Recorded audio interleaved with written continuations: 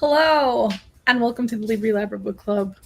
I am joined today by my husband, John, aka BookTube Hubby, and by Book Club VIP member Tom. And before we start talking about the book, just as a reminder, if you ever want to join us on the discussion, you can do that by being a Book Club VIP member on patreon.com/Libri Labra. And there are different perks like different tiers and also different perks, but some behind the scenes stuff, some bloopers, some priority responses in YouTube comments, and getting a custom bookmark. So anyway, if you're not ready to join us at Patreon, that's super cool. Just go ahead and follow and interact, and that's great as well. This month, for the month of August, we are going to be talking about The Hobbit by Tolkien. And this was Tom's pick. Tom, you've read this before, right? This is a reread for you? Yes, but we picked it because you hadn't. Yeah, I had not. I had tried reading it many moons ago when I still lived in New York, and I used to ride the subway, and all I can remember is that I would fall asleep trying to read it every day. I'm going to say it's probably more so the swaying of the subway that was putting me to sleep, but I do remember it being somewhat more challenging back then. Like, it felt easier to read this time around, so that's good. And we've probably talked about it in the previous month too. I was reading another book that was a romance completely unrelated to this, and they kept bringing up The Hobbit and all the singing that was going on in The Hobbit. So I was like, you know what, this is a sign. And so Tom ended up picking it, and that's why we read it. So we're going to talk about initial thoughts, and then we're going to jump into spoilers. So if, like me, you've never read The Hobbit, never seen the movies, don't know anything about it, go read it and then come back. You prefer to keep it that way, come back. And then come back and check out the discussion. So you've seen the movie. You've seen the cartoon too, right? Yeah, the animated what was that? In the 80s? I guess. I don't know. Jeff made me watch it at some point. So. He did? Yeah. I'm surprised. Okay. Because I think it was before the Hobbit movie had come out. Before the animated thing was like the first thing that I was subjected to. Like, I didn't read the books or anything ahead of time, so I saw The Hobbit in cartoon form. So what did you think? What are your initial thoughts with the book? Initial thoughts. I mean, you already knew the story. I knew it was in the story before going in, but it was surprisingly laid out fairly easily. It wasn't hard to keep up with, in my opinion, except for the 13 names of the dwarves. But was it Nori, Dory? Mm-mm. Yes, but you're not gonna name all 13. Stop now! Don't even try. Oh, challenge accepted. Go for it. Oh boy, no. They kept making fun of Bumba. That's fine. No, that was the only thing I really had a hard time with, was keeping up whose name was who.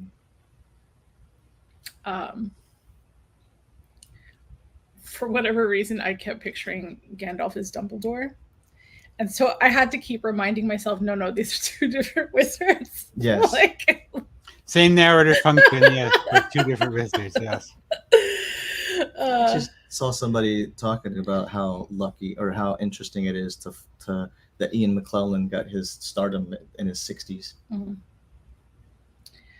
Mm-hmm. So again, like I was saying, it felt easier to read this time around.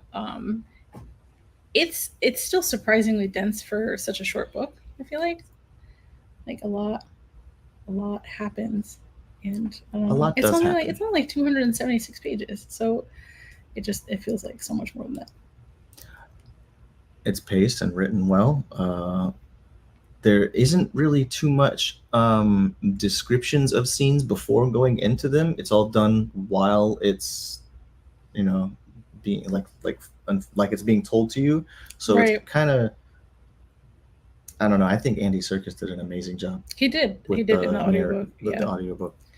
Yeah. And that's no surprise, to be honest. But and I guess the storytelling itself was interesting because, at times the reader is being spoken to directly.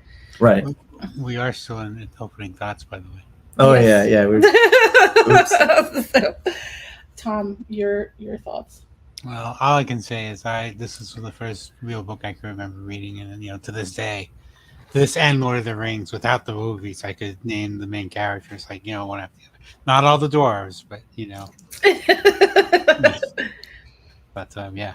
So it apparently stuck. That's all I could say. How old were you when you read it originally? 8, Mm. 9, yeah, somewhere around there. And did you read it? Were you reading it like for yourself or For myself? Yeah. interesting? That's awesome. Yeah. I wish I had access to these things when I was 9. Nobody was ever like, "Hey." Are there no libraries? But you Nobody encouraged me to go to a library. You were encouraged to play video games. You were playing video games then, weren't you? At 9? Yes. There's no way you weren't. Probably. There's no way you weren't playing video games. Because I know the first game Dad got me was the Mario Duck Hunt and Tetris for Nintendo. Mhm. So, all right, so we will now jump into spoilers. Tom, since this was your book choice, you can kind of lead the discussion. Though I do have like some questions which you may or may not be able to answer. Some things that, like, okay, so have you consumed the Silmarillion? I have not. I started it once. I just never did. That was don't look at me like that. You haven't read the no, Hobbit. no. We were just talking about this right before that, and I wanted to ask you. So, in your opinion, because like I have not read it, but either from what I've picked up from other people or whatever, my perception of it is that it's kind of like a textbook a little bit. It is it's kind of dry, yeah. Yeah. Okay. Because that's what I was saying to John, and he was looking at me like I was crazy. So it's I was just like lore. It was just like well, it's like it's what the Destiny kind of thing did. where how should I put this this? If you have a story and you have characters you care about and that you were really familiar with, and then you go like zoom back like 1,000 years. It's true. You kind of have to keep track somehow. Right. It's not. I mean, it's the same, but it's different. I'll just say that. And there is a bit of historical textbook to it, from what I recall. But like I said, I never finished it, so don't take me fully at my word. So. How far did you get through it? Oh God, that was years ago. Maybe like the first quarter, something like that. But it's a big book, so. Yeah, I have it hanging out somewhere. But so my thoughts were about like all this singing. One, how did Andy Serkis know how to sing it? Was he making it up as he was going along? He was not. Okay. To answer your question, I don't know if it's true of all the songs, but at least some of them they have in the Kindle edition and the extended edition, which I have. They had Tolkien singing some of the songs, so we know how they went. Okay, all right. That was my question. How did we know how they went? That's how. And then, is it ever mentioned anywhere that you have come across in regards to why he decided to put so much singing in it, or I've not researched it. I just read it. Or did he write these limericks first and then create a story around them? I think it's his notion of what an epic should be. Like epic should have songs. All right, we're gonna have songs. So, right. But that's the nearest thing I can think of. It's like we have songs for the victor, and we have songs for this, that, and the other thing, and here they are. Well, the songs have double purpose and usefulness. Like the fact they're actually sung, you're getting a story through the song from the dwarves, like their backstory. It might be simple, but you have an idea of who they are and where they come from. Yes, Terry Pratchett does have a great parody of that in one of his books, but that's for another time. At any rate, but and he's very big on showing culture, and he's the one who developed languages for these people too. So, he's definitely invested in the cause. So, I don't know enough about Tolkien as an author. I feel like I should look into that. I'm just curious. But yeah, go for it. Like for anyone who is able to develop such a vast world, like you have to live in it. I feel like, right? Like your mind has to be able to live in it. Interesting. Even more so than the people who read it afterwards and feel like they live in it because you're creating it. So like, what kind of a person can do that? Is doing that? I don't know. I'm just curious. Creative. Well, yeah, but like, it's a big world. Hmm. Well, Like, he draws on material, an inspiration as well, because I believe the Ring is based on the Ring of the Nibelungen, which Wagner made the Ring opera cycle about. So it has the same properties. It makes its wearer invisible. But in order to claim it, I believe in the opera at least, you have to renounce love, which the dwarf Alberic does. So, you know, and he may not have created a whole cloth, but he certainly put the things together in a new way, so that we could say, "Oh, this is new," and really, really good.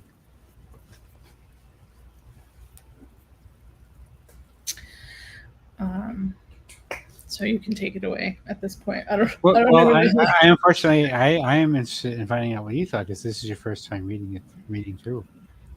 So, I thought it was kind of funny. yeah. Especially where Gandalf is like just very clever, I guess.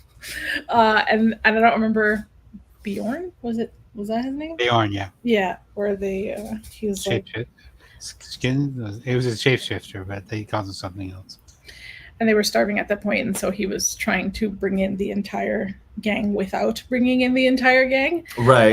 and so just like getting him interested in this story so that he would say, Mhm. yeah, sure, bring them in, Right. Yeah. So I felt like there was things like that just sprinkled throughout the story That's for his all vegetarian table. that were fairly funny. Mhm. And then Gandalf just kind of pops in and pops out as he pleases. Mhm. He seems kind of prophetic. He clearly has a master plan, and I just feel like he's just nudging. But how does he know who like how did he know that Bilbo was the one to send on this mission? How did he know that?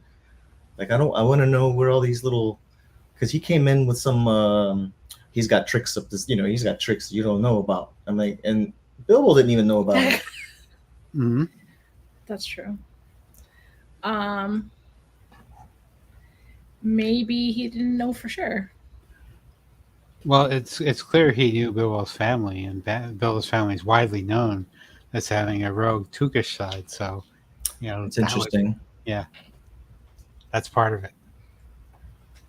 Because the Tooks were the adventurers. Yes, the adventurers. And Tolkien makes it a point. Oh, Bilbo really loves maps, but it's one thing to look at the map; it's another thing to actually go there and experience it for yourself, which I thought was a great, thing to point out. I need water. I'll be right back. Okay.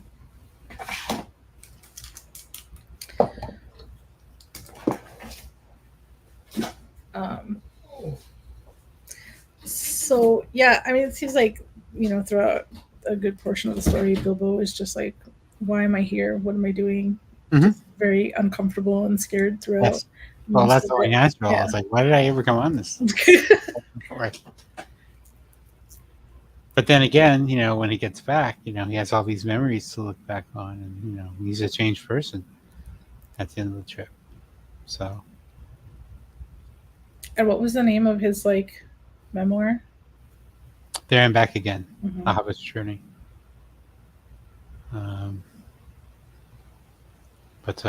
Yeah, and he made all those friends, and he's widely known now within Middle Earth.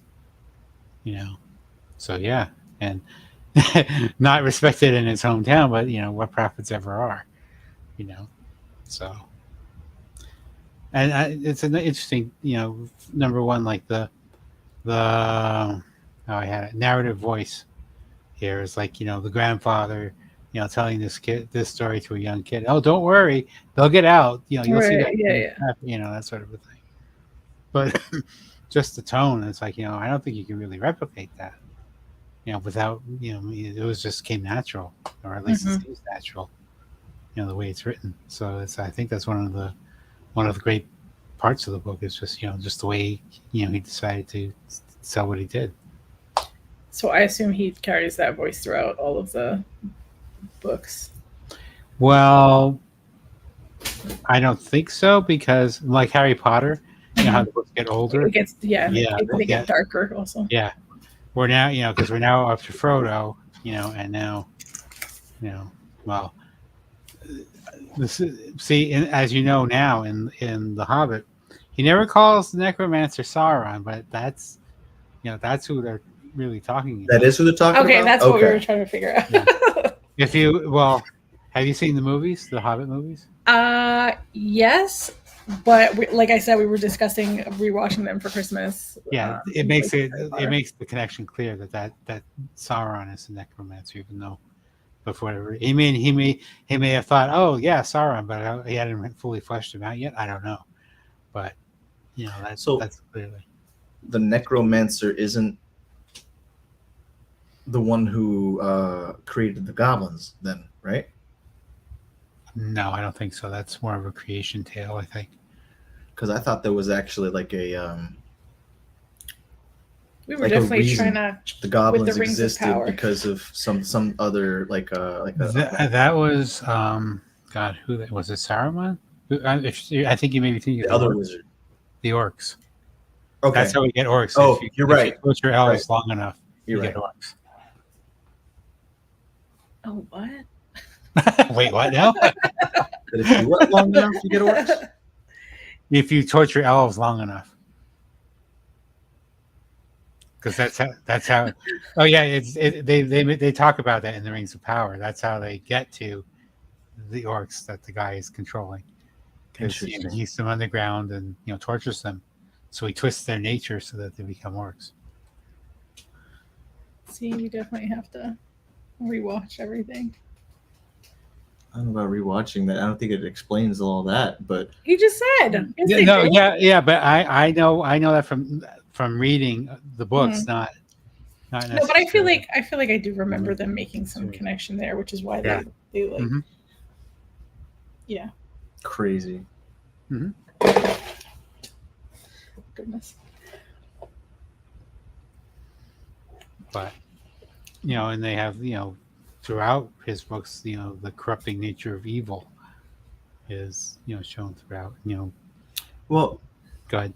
That's in like all of the items, like the artifacts that everybody gets involved with. Everything they touch, there's some sort of twist, a curse, or darkness to it. Yep. Well, isn't that also part of the reason why he was picked, Bilbo? Yes. Because he wouldn't have been as easily. Yes, because hobbits are not nearly as corruptible as other of the Middle Earth races. That. Because they love food and drink and merrymaking so much. Right, they're hedonists.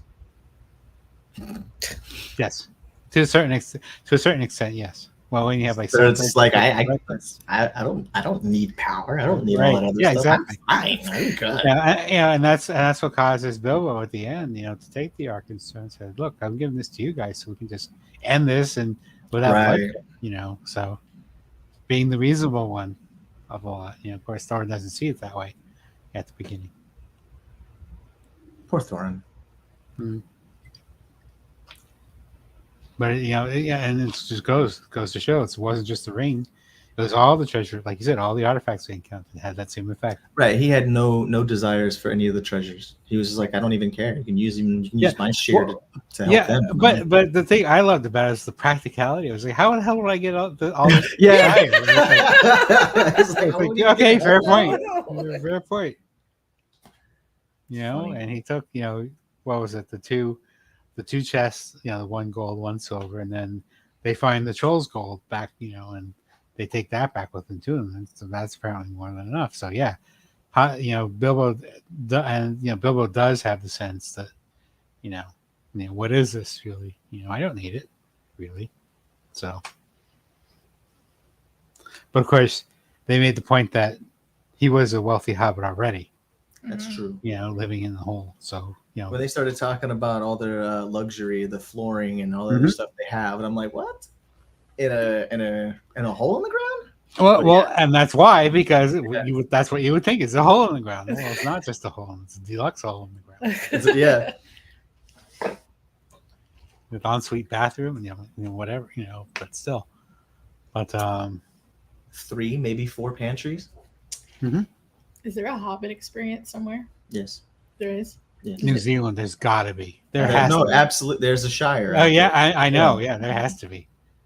I would lay money. I don't know, but I would lay money down if there is. So I know. But yeah. I feel like you make fun of me because like I have no desire to travel the world until it's like something like that. But like I'll go to I New get it. Zealand to I check get it. out like I go to Scotland, the Hobbit experience. go to Ireland, see a castle. or the ruins of one anyway. Yeah. Yeah. No, I know. What was it? What's the one? The Blarney Castle is still up, so you should be able to see that one. But anyway, what did you think of the pacing of the book? Like, for example, they made Smaug. Smaug goes down to Dale or Esgaroth, and he gets slain by one arrow. And then, it becomes the Battle of the Five Armies. Well, how they actually got the message as to where to hit the dragon was very interesting. Oh yeah, the birds. Yeah. They're like the Deus Ex Machina throughout this because the eagle saved them twice, and then you had the birds shuttling message back. There's like, from one chapter to another, like as the war is happening, where Bilbo's like, the eagles are coming, Yeah. and then he just goes dark, and then so like Yeah, he gets hit on the Someone head hits with a him. stone. right, but what he saw the eagles, but then what happened? He woke up and then he had to figure out what happened. Yeah, he was told later that the eagles were remember how the goblins came over the mountain Mhm. to attack him from the other side? The eagles were picking them off the mountain and dropping them off. So that's what happened there. The first part with the eagles was like where I had left off the first time I had read the book, and so years went by, and I was like, I think there were eagles, and they got picked up by eagles, and like I just couldn't remember if that memory was just something I made up or what. No, that's yeah, absolutely true. yeah.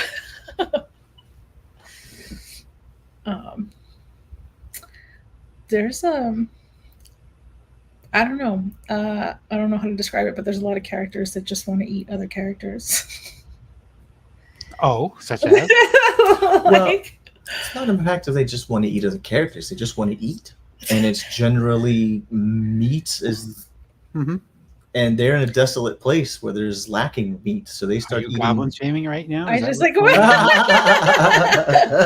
I just feel like I read so many descriptions of like how they could cook up the dwarves or the Hobbit.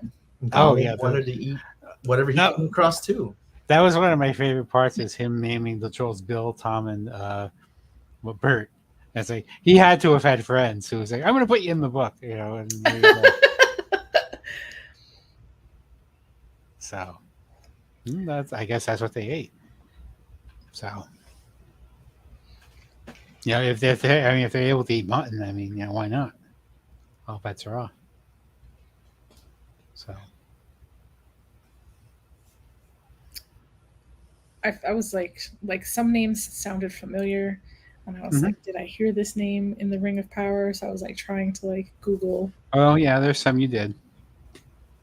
Elrond, Obviously, yeah. Yeah.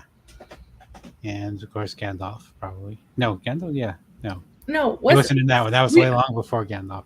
Sorry. We started seeing a lot about Thorin though. Did we? Thorn or Thrain or Thror, whichever may have happened. The friend of Elrond? Okay. All right. Yeah. Okay. Was it That was Durin? one of the best parts. Was that Durin, the dad?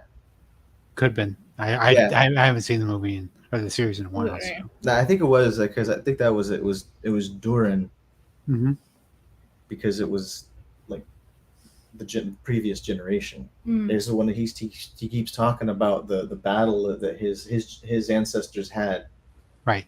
That lost the mountain, right? Yeah, because Tolkien makes a point of saying that.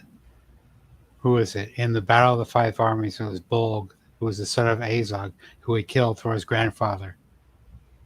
In the Battle of the Mountain.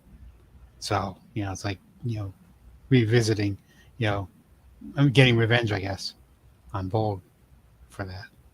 So You listened to the audiobook, so you didn't get to see any of the illustrations. Oh, I didn't know there were illustrations. Well, yeah, they're in illustrations. this copy, there are illustrations. Let's see. And maps. Oh, a map would be nice. I feel like a family tree would be nice. Seems very rough sketches, though. Yeah, but they're still. Does it say who the illustrator is? Somewhere probably. Oh, that's cool. So they're just kind of dispersed throughout. If you want to flip through And it. see, that's interesting for those who actually were fans of the past and had the first book or whatever, and now gets to see other iterations of it. Right.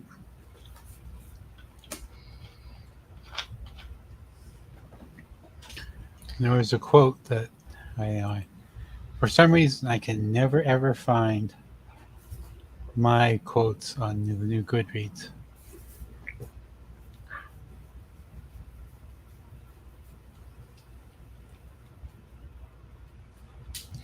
It's not here. But one of the best lines I thought was when he was talking about the Elven King. Was it the Elven King? And he was talking about rich people who have so much of everything, and then they lose one thing which they had never used, but now that Right, it's and then gone, they- it's like Right, yeah. Right. So it was like, good on you, Tolkien. And I've seen some accounts. Well, this is more for the Lord of the Rings proper, but the orcs and such celebrating technology or signifying technology in the march of technology. And then the quote unquote good races, the natural world opposing it, sort of a thing. So I think there's a lot to be read into his books if because like everybody say, oh yeah, the ring, but the Arkenstone, Orcrist, and I can't remember the other sword and Sting, they all create this need in their owners. It's like, oh, I must have you. Mm-hmm. And it makes them do like weird stuff like Thorin did. Like he essentially threw poor Bilbo out for trying to resolve this with as little bloodshed as possible. So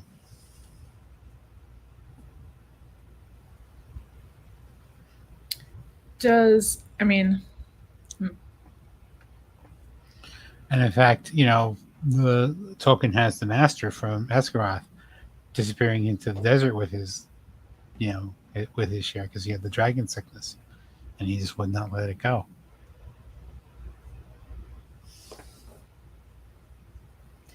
to be consumed Mm-hmm. by something like that.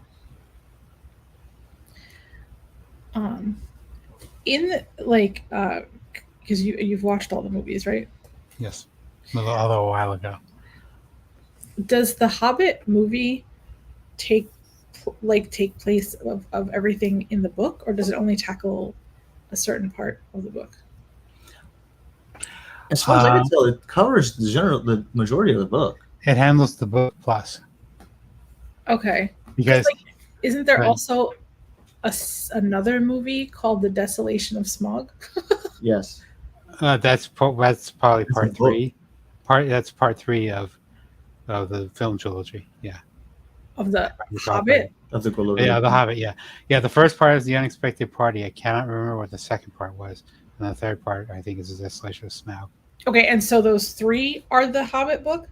Or the Hobbit book, yes. Okay, all right. And the reason why it's so long is because, yes, they included filler, but the reason why it's so long is because, in the book they just mentioned that, oh yeah, I went off to deal with the necromancer. They actually show what happens in the movies.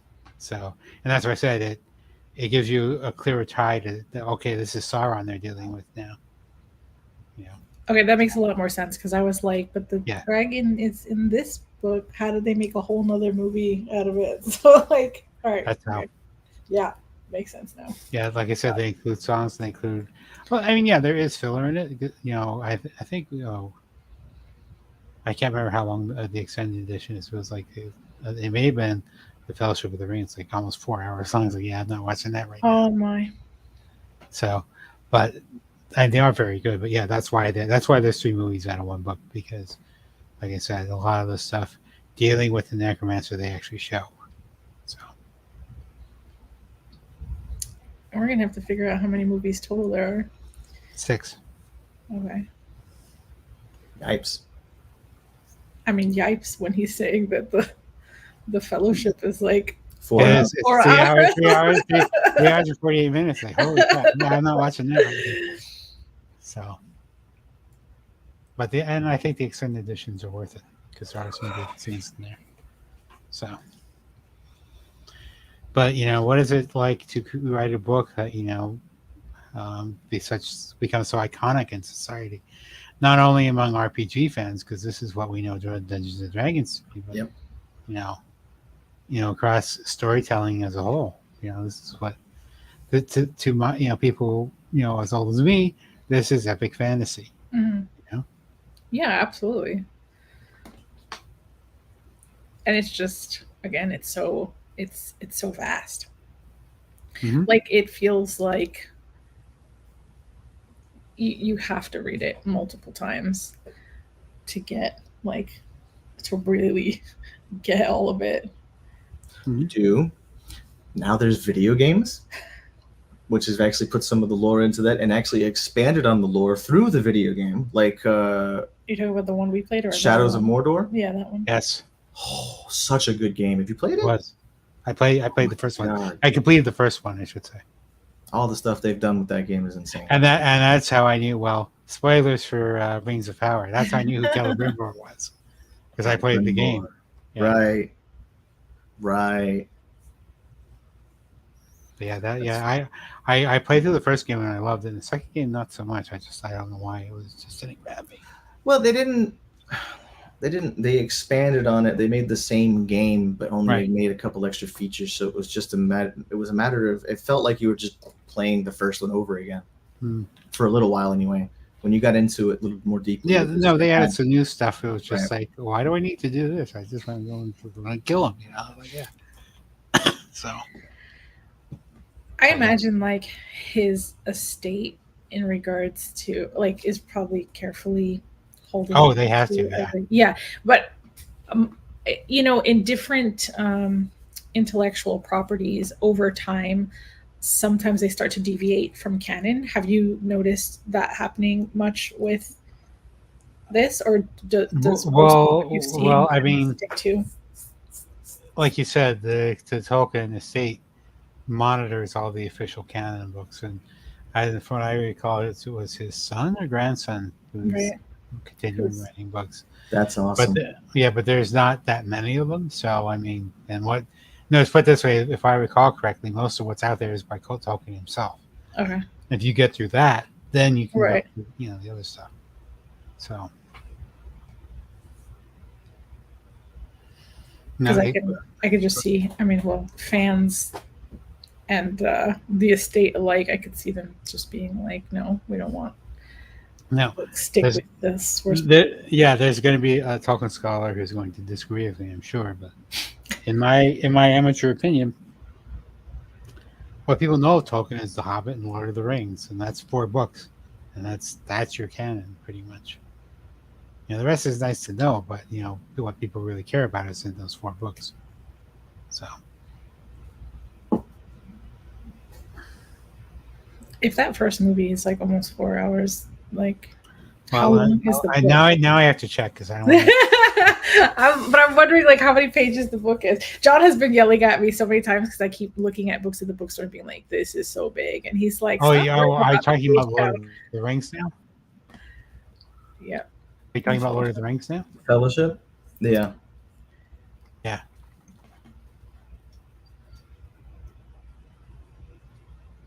Let's see what we got here. No, we don't want the Rings of Power. Thank you. Fellowship of the Ring. Here it is. Extended edition. 3 hours, 48 minutes. Hey, you were right. On the nose. Yeah, because I just looked it up. Oh, okay. Two Towers Extended is 3 hours and 55 minutes. Oh my! Are you going to be And watching with us this year? You know, if we're averaging 3.5 to 4 hours okay, per, yeah, that's a day's worth of movies. viewing. Yes, it is. What do you mean? Would you What's want this to Four take a difference? guess times what 6 the? is 24 hours. Hmm? Okay, I didn't say we had to watch them with no sleep. No way, no. Right. I just But- said over Christmas break. I'm getting 2 weeks off, so The extended fine. edition of Are we watching the Return of extended versions? Is that what you're saying? You should, because there's some 2 really hours, good scenes. 2 hours a day for 2 weeks? 4 hours and 23 minutes is Return of the King. So oh my gosh. Yeah, we'd So. have to take an intermission. Yeah. yeah. Because there's no that's way. entirely up to you. I was just talking to my It's brother time for a about, break. Yeah. I think they were talking about Oppenheimer, and I know that was like 3 hours ish. Mhm. I didn't see it, but the only movies that were that long that I can remember watching were Titanic and Saving Private Ryan. And you start to feel it. Like after that two something hour mark, you're like, whoa, this feels really long. Some of So the- I can't even imagine like pushing 4 hours. Some of the Avengers movies did that. Yes. And obviously, But, it's good, but Well, let me see what other thing. But yeah, if you're gonna watch something that's like 3 hours and 20 minutes, why not just go the extra half hour? Extended edition at that point. You know what I I'm mean? gonna need to like stretch and use the restroom. Like, Yeah, okay, here we go. It's an event. it is an event. The Hobbit is 3 hours. Unexpected Journey, that's part 1. Number 2, where it was just here. Damn it, where did it go?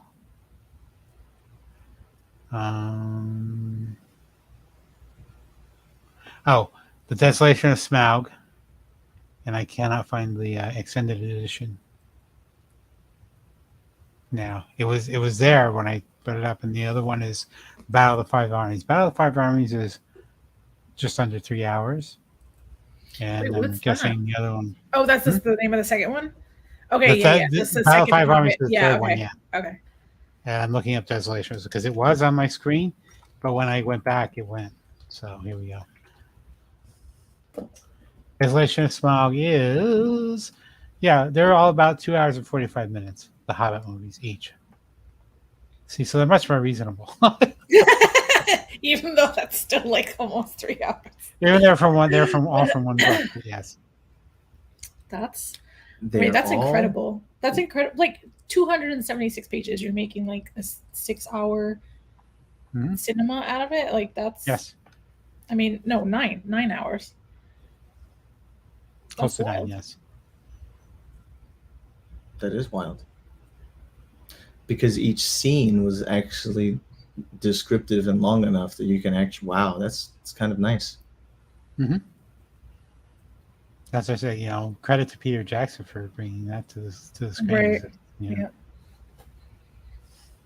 Agreed. But back to our book, though. Right. Any other thoughts about Monsieur Hobbit?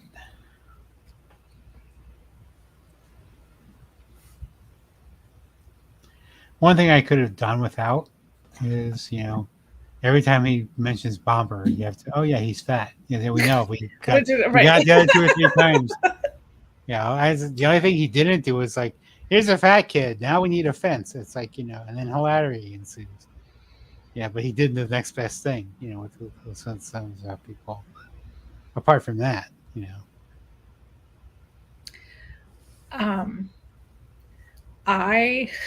I don't know if I'm the only one, but I was telling John that I always feel bad for Gollum. Yes. Like he makes me I feel so uncomfortable whenever Gollum is on screen or in the story, or like I hate it. I really do. I hate it Because because you feel for him? yes, in like a very uncomfortable way. in a like. Because he's like a little animal, and you He's take not care like a of him? little I don't animal. I understand. think he's like, and I want to take care of I don't know. him. Yeah, you feel bad for him because Bilbo stole his only possession. Because I feel like there's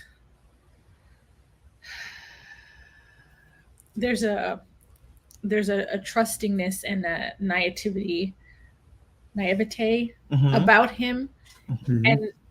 and like people don't care about that. People, and they betray him, and like That just little breaks bit of that little little it bit. kills me. It kills me so bad. Everybody poops on Gollum. I hate it. Like I couldn't do it. I couldn't, and I get that they have like a mission and there's a purpose, and like, but anything that requires me to betray or break someone else's heart or lie to them or deceive them, just like all of that just is so uncomfortable. And so I hate that people do that to him over and over again. I do like the emotional balance, or the roller coaster that Gollum goes through when he's actually with Bilbo, because at first he's like, oh, okay, I'm curious about this new creature, and then like eventually guess, well, now I'm hungry, now I want to eat it. Mhm. And then like he's like, he learns that the Hobbit might have what his precious, and then he just straight into rage. And then I don't know, it's just his primal being, in my opinion, is just kind of, is that where you're seeing the I feel so bad, it's like hurting a puppy I mean, or a child. Sure. Yeah, maybe like a child, because a child just doesn't know enough about certain things to be able to Understands. Yeah. So maybe. Well, there's, I think, one school of thought which says that having the ring twisted Gollum, and because what was it, that his actual real name was Smeagol, mhm. and he got the ring, and eventually it forced him down into the caves and whatnot. So we have that, his split personality between the violent one, it's like, oh, and the one and the non, and Smeagol is like, no, we don't want to, do that. So I thought that was interesting. That could also be a way to show how hard it is to actually corrupt a hobbit, because he was one, and even though he's been under the ring for so many years, that it's changed him into this thing. He still has a part, right. Like there's still a hobbit in him. Yeah. There's still that part of him, and that's the part that I feel bad for. And his grandmother gave him the ring for his birthday, and Oh So what do you think about the claims of the ring's agency in the book, like that it fell off when it wanted to, and went on when it wanted to, and that sort of a thing? I don't know, but I guess like it seems to just be its own living, breathing thing. It might actually have some sort of reaction to situations, like in some power. kind of like parasitic. Yeah. Well, again, they don't mention this in this book, obviously, because we were just introduced to the ring. But in like when Frodo goes to put it on, now all of a sudden he's on the evil thing's radar because they know exactly. Right. Yeah. So it's just again, Tolkien developing his ideas, and this is what happens when you put on the ring. Well, that's a matter of just Sauron being actually more aware of its, like, where it's at and where it's going on, or the idea that he didn't know where it was at because it was hidden in a cave for so many years. And then it came out and then was being worn out and out in the open. And yeah, but then you can say, well, if he had a connection to the ring, why didn't he know where it was? Right. That's everything. Well, I mean, I was saying it could have been just in a dark cave and his power didn't work in there or whatever, But and also too, I don't know which is the case here with the necromancer, but it could have just been like, how we have the Eye of Sauron, just maybe that sort of Sauron presence in Middle Earth at this time, rather than full on, Sauron. Right. He wasn't really. He was still coming to power. Like he was actually He's still in gaining the power. background before, right, while this was happening. Right. And well, spoiler alert for Rings of Power. That's what they show in that series, is him returning in that age. Right. So.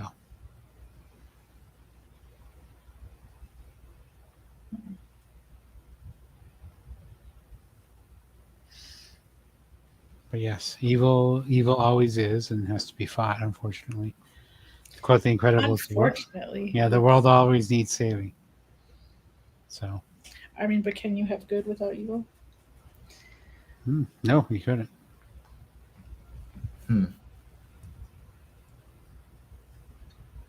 I'd like it not on my doorstep, please. But if I get a choice in the matter, but still. Well, yeah, this is framed, our the world's notion of high fantasy for years that I can see, ever since it came out. I don't know if he thought, oh, this is going to be really good, or what he thought of his writing, but it's like, how can you like Rowling, or Rowling, how you cannot plan for that. Like, it just happens, and well, for whatever reason, other things maybe out there that are like yours, but they're not yours, and that just catches. I wonder what like his publishing story was, because specifically with J.K. Rowling, she had been rejected so many times for that original book. Like, I wonder if it was just easy for Tolkien, how many times he got rejected, how much he had to persevere. He was a white man with a good story. Yeah, that's what I was thinking too, but it was a really good story. Well, I just know that in terms of publishing history, The Lord of the Rings should be one 1,800-page novel. Oh my. And the publisher said, we're not going to publish it. Break it into books. So that's why we have The Fellowship of the Ring, Two Towers, and Return of the King. So. But The Hobbit was published first, right? It wasn't a case where I believe so. I could be wrong. Because I know sometimes an author will publish a prequel after the fact. Yeah, no, that seems to be more of a modern thing. When they thought of the idea and they put it out, okay, that's the first book. Then we have a larger universe. No, I think in this case, and I could be wrong, Hobbit came first, and then we have Lord of the Rings later. So. Did we want to hop into final thoughts? Okay. Do you have anything else to add before final thoughts? Nope. I'm actually really happy that I watched the cartoon, like every. Okay. I'm saying, like for my final thoughts is like when I actually was going through reading this book, I was literally like every single scene I could visualize because of that. Versus. Well, I don't want to wreck your childhood, John, but there was a clip about I think it was Lord of the Rings, where they show one of the scenes where the actor had tripped. They just kept it in, like as they were, and it's like, oh my God, he did. I wish I could remember the scene. So, I mean, again, it's just them messing with the wall and having the light finally peer over and open the keyhole and have what. Just the little things that they put in that in the animation that probably, I don't know, I'm surprised.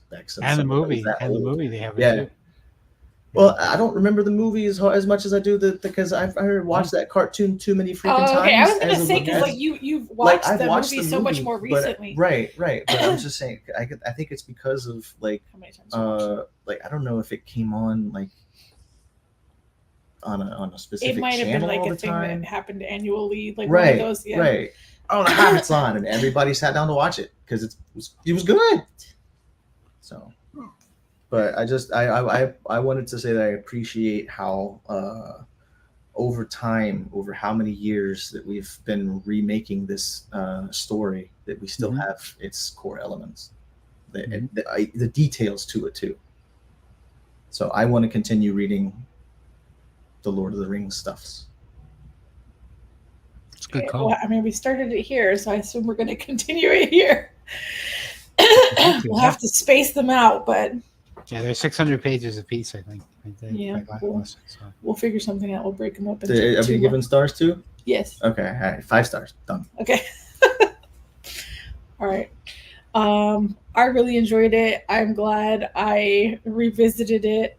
And like I think I needed that space because when I was trying to read it originally, I remember struggling with it. I mean, I struggled with classics in general, and now that I've been actively trying to focus on reading classics, some of them is still kind of like difficult to get through. But I feel like, I told you I failed high school because I didn't read The Great Gatsby, and now I've read it and I've enjoyed it, and like And it so. also shows you too, yeah. So I'm glad that I've gone back to this and read it, and I definitely do want to continue the series. And I also give it 5 stars. Well, I think 8-year-old me would have given it 10 stars if it could. But now I think I would give a very solid and respectable 4 stars. But it's just such a classic in terms of, like I said, narrative tone and what are your ideas of high fantasy are these days. You can't good, bad, or indifferent. You can't ignore Tolkien, Mm-hmm. at least in my opinion. So, but it's still a worthy book to read, I think. So even at my advanced stage, which I obviously just read it, so. Definitely awesome. So we got 2 5 stars and a 4 star. Yep. And next month, for the month of September, we are reading Alone with You in the Ether by Olivia Blake. And I know that you guys kind of like going into the stories knowing very little, so I'm not going to talk about what it's about. but apparently there are some trigger warnings, so if you are somebody that's triggered by things, definitely look up the trigger warnings. There's a lot of like mental health topics that come up and stuff like that. So we have not set a date for that live show yet, but hopefully we will set that up soon. So once again, if you ever want to join us on screen on a discussion, you can do that by becoming a book club VIP member at patreon.com/Libri Labra. And if you made it this far, thank you for joining us, and hopefully we will see you next month. So bye.